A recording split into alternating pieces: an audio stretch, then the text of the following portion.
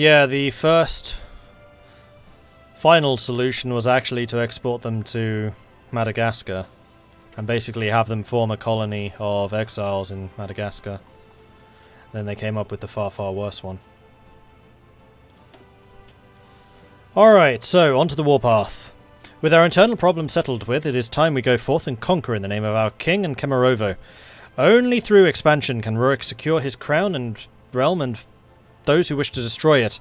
We cannot wait for the invaders to come to us. We must destroy them first and liberate those who cry out for harmony and security. Now the warlords who surround us must not be allowed to enslave their people any longer. Rurik will lead us to glory and conquest, and we shall finally triumph over our enemies. So we gain political power, war support, and we gain infrastructure and a building slot. Cool, cool. Aha! Scavenge for loot. Do it. Do it now.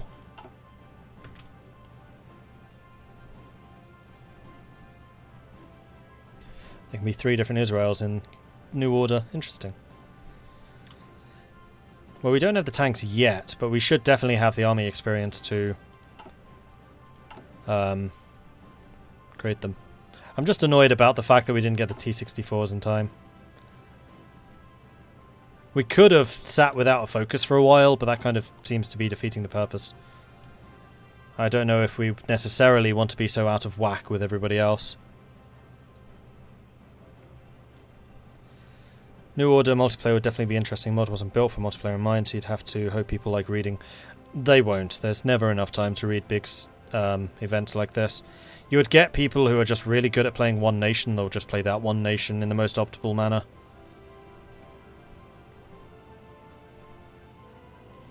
And it would probably be USA, Japan, Germany. On the warpath, national focus is completed. And that's it, we're done. We can go home now. Speaking of which, we actually have... Wait, did that just autocomplete? That did just... No, we chose it. Never mind. Because... Oh, you know what? Why don't we just add tanks to these guys? We already have motorized.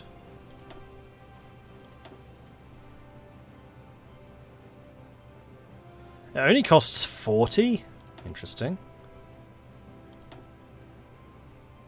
That would be too expensive. We can afford literally 1. And now we're definitely going to need to get a source of motorized. But I think this is a really good move, actually. I wasn't even thinking of adding the main battle tanks to the motorized. But it's just so obvious. Huge soft attack, huge hard attack, defense, massive increase to breakthrough, massive increase to armor. Yeah, I think this is what we're going to do. We're going to add the main battle tanks to the motorized divisions, because duh.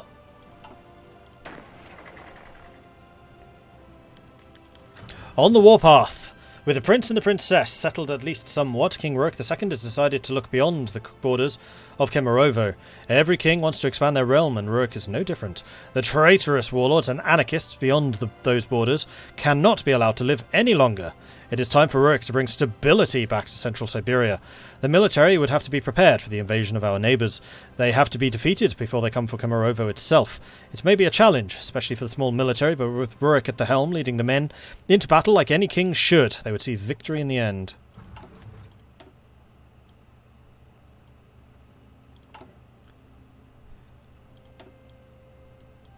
Ah! Here we go. New focus. Hail the season of war, raise the shield maidens. Reunion of Krasnoyarsk. Trial of General Andreev, oaths of loyalty. King for Krasnoyarsk. Offer to Oroshia, end of the revolt, strike down the remnant. King's speech, King's railway, royal governorate, return of the king, silence the hawks. Lessons from Novgorod, the Iron Crown, People's Will, Breadbasket of Siberia. Industrial consolidation, the Grand Principality of Siberia. Hail the season of war. Winter is over and the spring Raspunitsa has ended.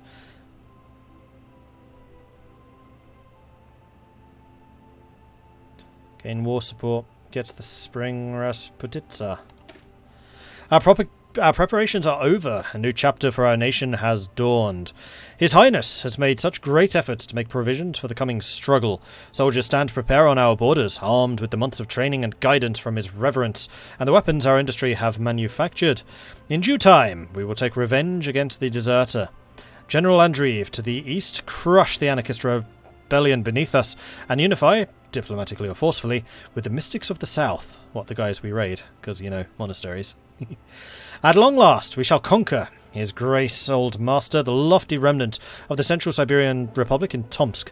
King Rurik has been patiently waiting for this opportunity to unify Central Siberia. Hail the season of war, for it shall be bountiful.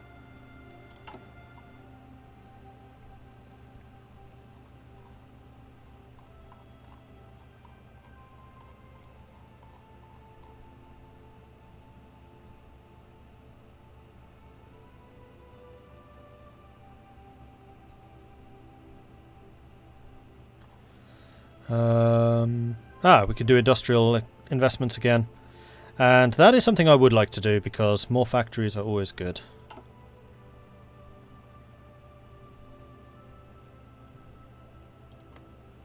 Although again... Oh, wait, we have... Do we have 25 slots or do we have 12? How many building slots do we actually have? 13. Okay. Because usually this screen reflects that, but here it's just saying, yeah, you got 25. Oh no, 13 unlocked slots. Okay, it's this. Man, they need to make these icons a little bit more different. Like make the padlock a red colour or something. Or orange. Or purple. Because red's guns. I completely missed that until now. I wonder how a Southwest Africa game would be. Kaiserreich is an army state and a navy state, but I don't think I've seen an air state. Yeah, the air state's cool. I think there's actually 2 of them, because you've got the free aviators over here.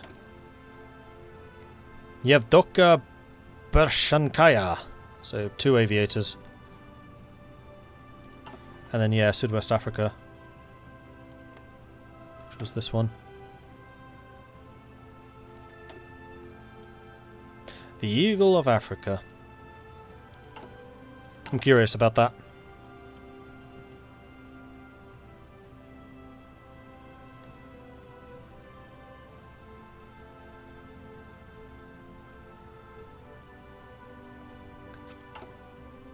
Well, I don't know where I'm going yet, Faceless. Spoilers!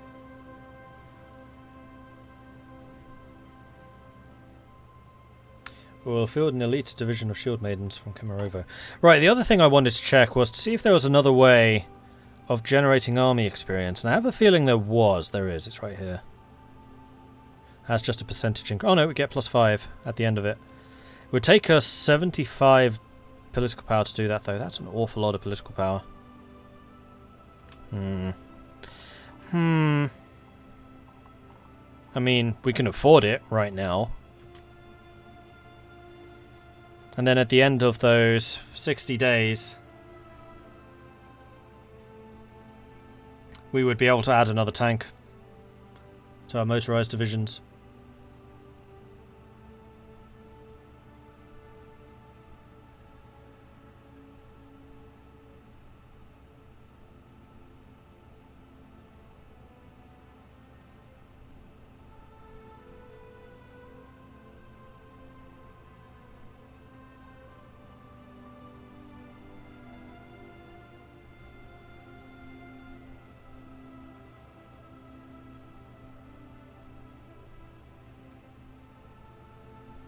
No, I'm going to save.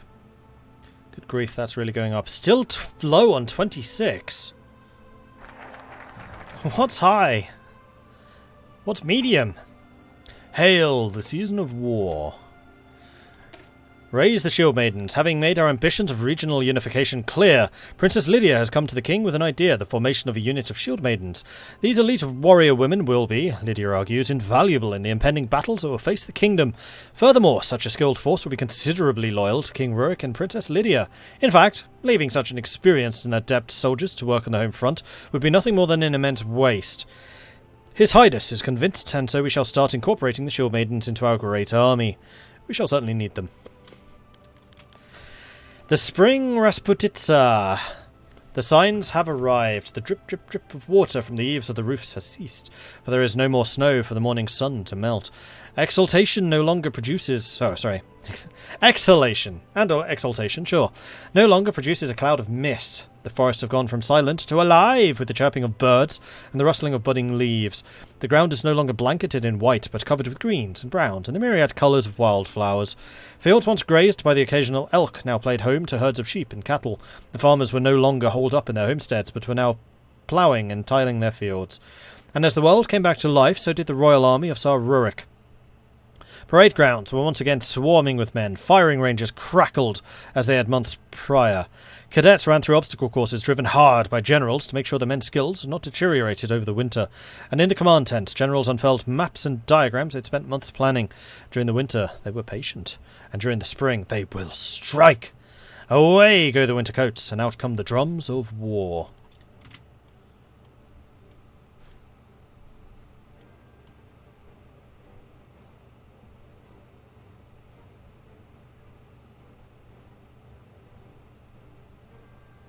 Starting to think worker discontent goes up to 100. Yeah, maybe. Hitnaduk movement has defeated the Reichskommissariat to Madagascar in a war. Okay, that is another legacy of the Siberian plan. So we are now generating production efficiency cap goes up, factory output goes up, resource gain efficiency goes up. The only thing we're losing is a tiny bit of production efficiency growth, and it really is tiny.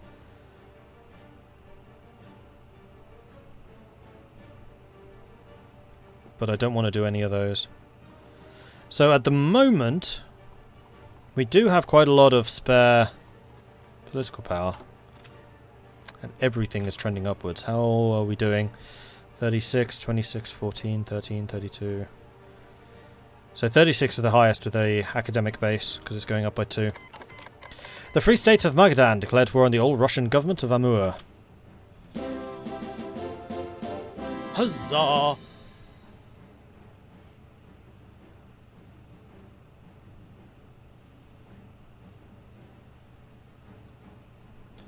Witty, time for more tanks in the division. Yes. Wait, where did we get that from? Who cares? We're adding the tanks. Well spotted. Strelsty. Main battle tank. We could add the IFV as well. IFV is defense breakthrough, not as much. Much more defense.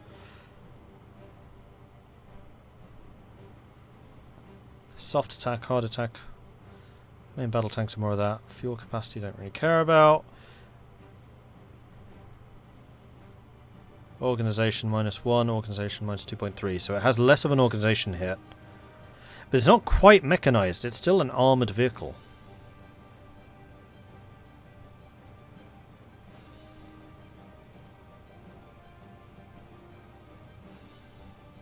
They're actually amphibious. Interesting.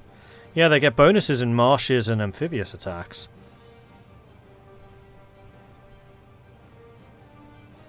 Interesting. But no, I think what I'm going to do is I'm going to add a third main battle tank. How's my organisation? It's still okay. And what I could potentially do is replace a mobile battalion with a IFV. No, that reduces organisation even further. I think this will do. We now need 120, so we can effectively get 2 of these if we get a saucer motorised. Death of Prime Minister Field Marshal Plake Phirbonsonkram. Yeah, that's a name I recognise. Plake Phirbonsonkram, a war hero and Prime Minister of Thailand, has died for medical reasons concerning a stroke that occurred last year, and which left the left half of his body paralysed. Phirbon, an advocate of an advocate and entrepreneur of fascism and ethno-nationalism in East Asia, has a mixed legacy abroad, and even more so in the minds of his own citizens. During his reign, Thailand expanded into a regional power into itself, a titan of Southeast Asia, conquering lands and peoples abroad.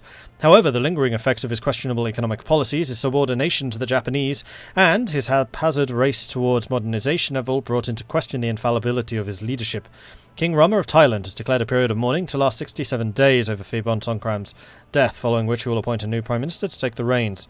Terror for the sake of love. Thailand's pretty strong.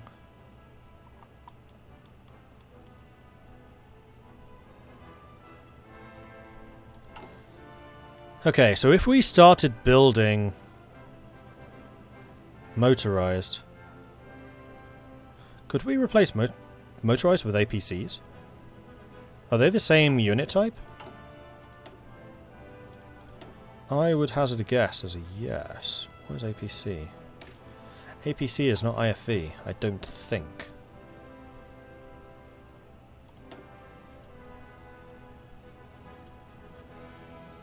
It's not. It's here. APCs are armor, not mech. Okay. Is there an actual mechanized? Because I would have expected APCs and to a lesser extent IFVs to be mechanized, not motorized. IFVs are mech. Okay, now I'm confused. That's like the opposite of what I would have expected. The armored personnel carrier is basically the modern version of the mechanized. Whereas infantry fighting vehicles are like the Bradley tank. They can carry troops, but they're also kind of a light tank.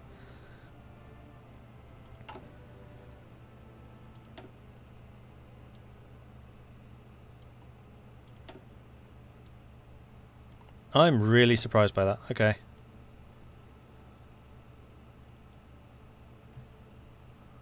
Does it say that anywhere?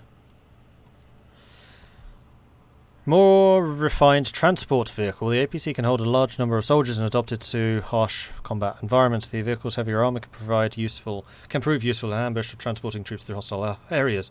It's literally a troop transport.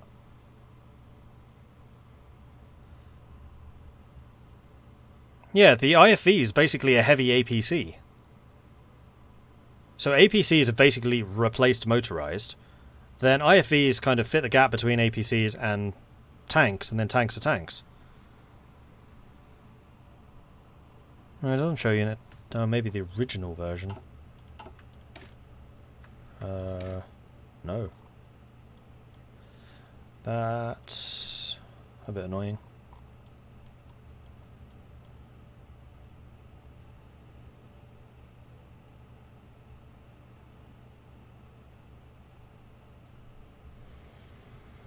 Where is...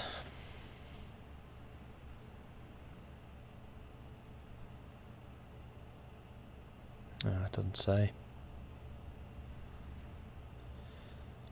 Yeah, APCs are a lot cheaper. That's why I was like thinking maybe I want to make APCs, because steel is something I have a lot of. It's rubber that I'm short on. So I'd kind of prefer to be producing APCs than motorized, because I feel with the 3 steel it would be more efficient.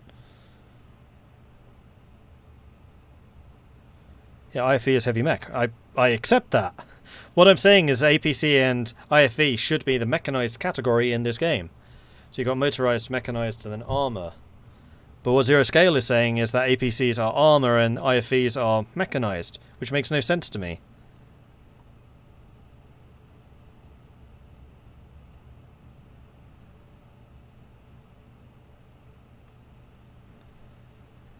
And yeah, usually the way you would tell is by organization. So if we go here to create empty, this should tell us definitively. Mobile battalions is just... Oh no, APC. It is here. Okay. So it is actually mechanized. Cool. Because this comes with a massive amount of organization. So what I'm going to be doing in time is replacing the motorized with APCs. Is there anything in my armies that actually requires motorized? Well, that doesn't matter because we'll basically be phasing them out over time. I wish I'd made this decision earlier. I hadn't realised the differences there. And then IFVs are a form of armour. It's not a mechanised. So IFVs in this are basically light tanks. With a movement speed of only 2 kilometers per hour faster. And slightly more organisation. So yeah, if you want a high orc, these are more like armoured cars. Yeah, IFV is a Bradley, I know. This is why I'm getting confused. Because Zero Scale was saying that the APC was a mechanised, whereas the IFV was a motorised. No, tank. No, other way around. APC was a tank, and then the IFV was a mechanised. I was thinking, that can't be right. Surely the APC is the mechanised, and then the IFV is something between the two.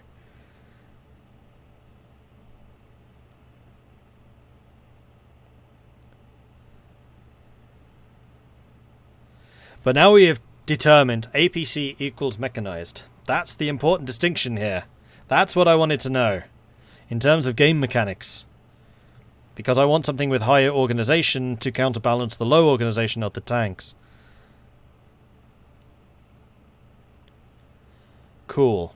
Right. Hey, what is my combat width? That's a good question. Strelsty, combat width 16. I don't want to go higher than 20.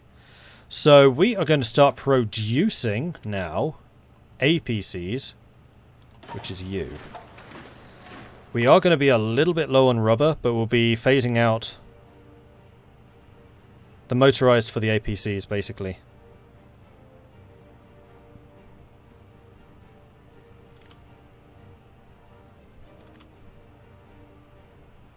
Why are you saying you're producing none?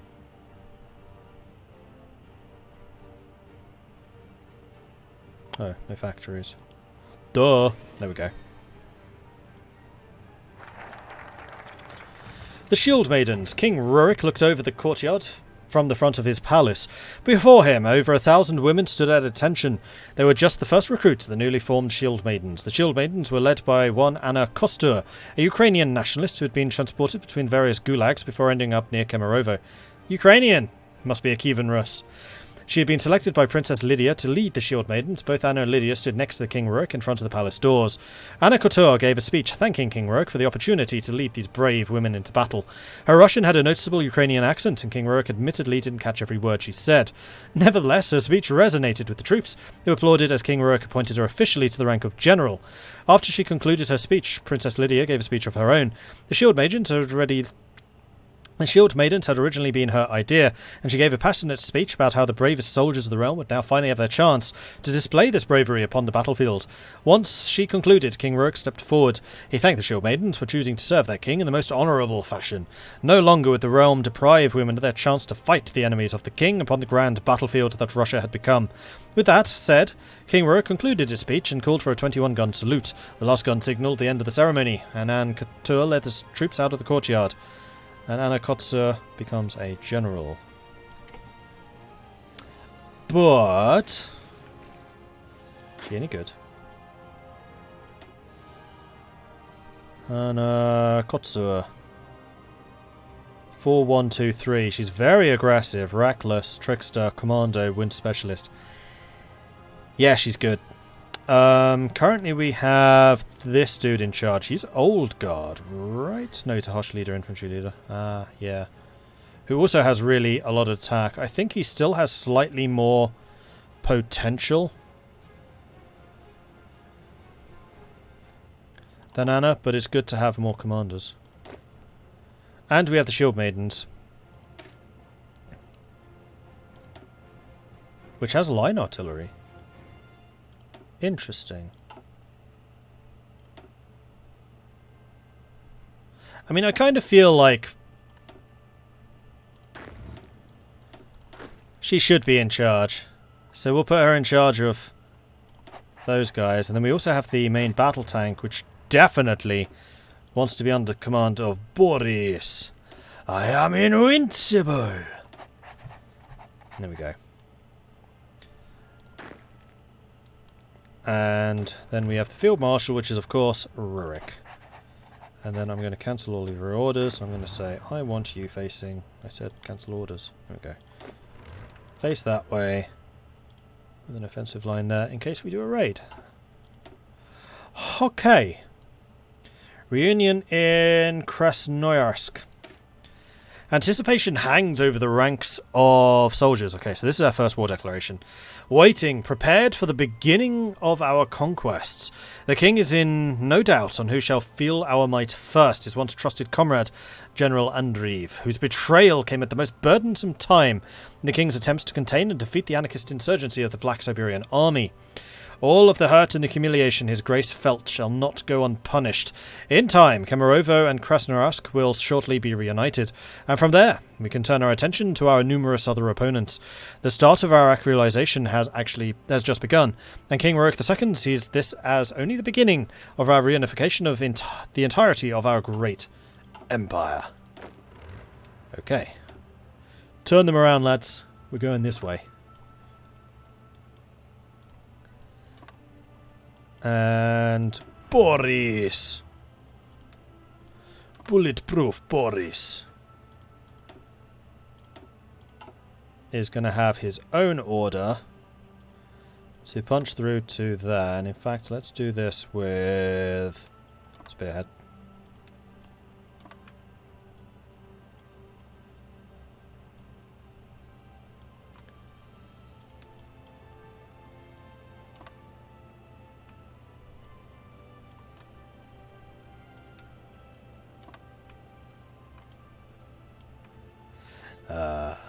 That one? No, I can do it that way. Not you.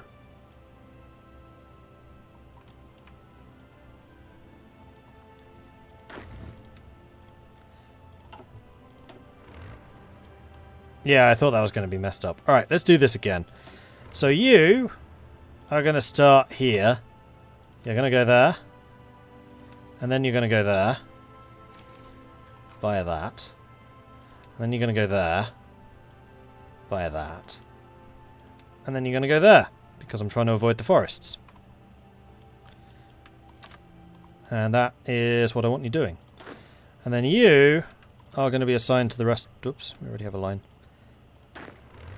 And your job is basically just going for this. Okay.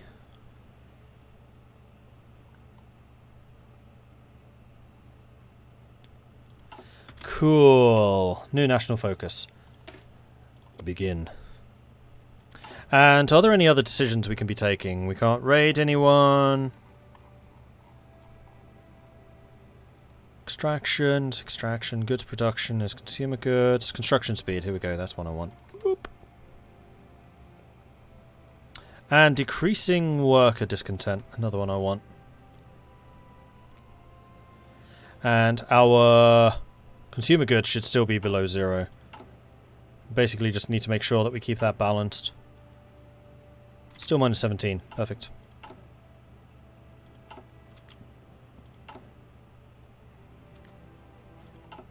We're about to get another infantry unit. In fact, I can probably deploy you right now. The Hidnagut movement has defeated the Mitterstadt Madagascar in the war.